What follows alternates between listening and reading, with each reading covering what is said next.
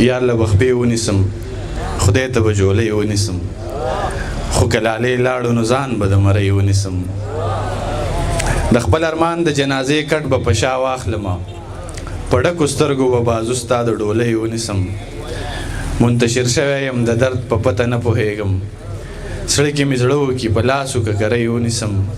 چې احساس نه لري هر څه ورته په خوله وایمه داسې یاران خو به زه ځان له په دیاړۍ ونیسم زما قسمت لکه په دشته باندې بله ډیوه اسماره زه به ترې د کوم طرف سیلۍ ونیسم بس دغه اخري یو څو شعرونه ویمه چې وایي بیخي د زړه کې رحم نشته د کفارو په شان څنګه دې ځان رانه راټول که د هوښیارو په شان چې د غرضو لکه ډمه به مې غېږ ته ختې اوس د تندي سلام کوې د پرهېزګارو په شان یاران مې وپېژندل اوس دې ډېر په ډډه ځمه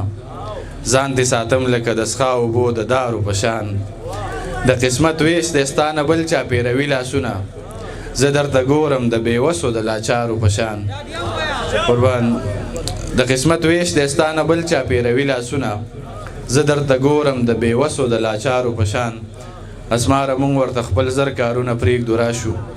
یار ته به خوشي تشې ښکارو د وزګارو په شان زه خو بې له تا پاتې کېدی نه شوم عجبه ده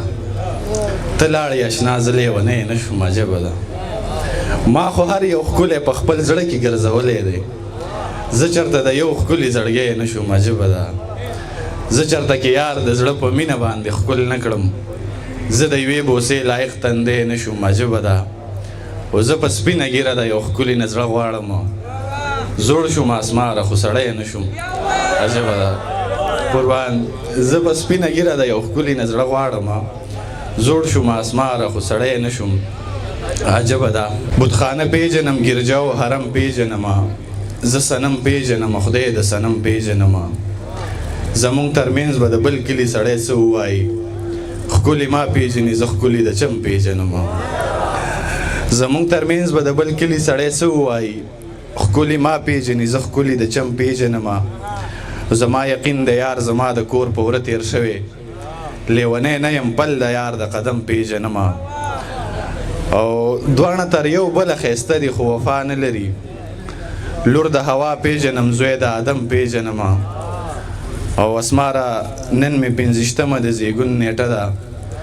دا پوره 12 کاله وشو چې غم پیژنم شروع د هغه ستر سختن په نامه چې د کائناتو تخلیقکار دی د لیاقت به ډېره زیاته مننه څو ورځې وړاندې دیو ما ته دیو درمان صاحب ویلي په پېښور کې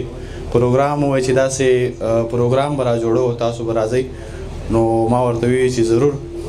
ډېره مننه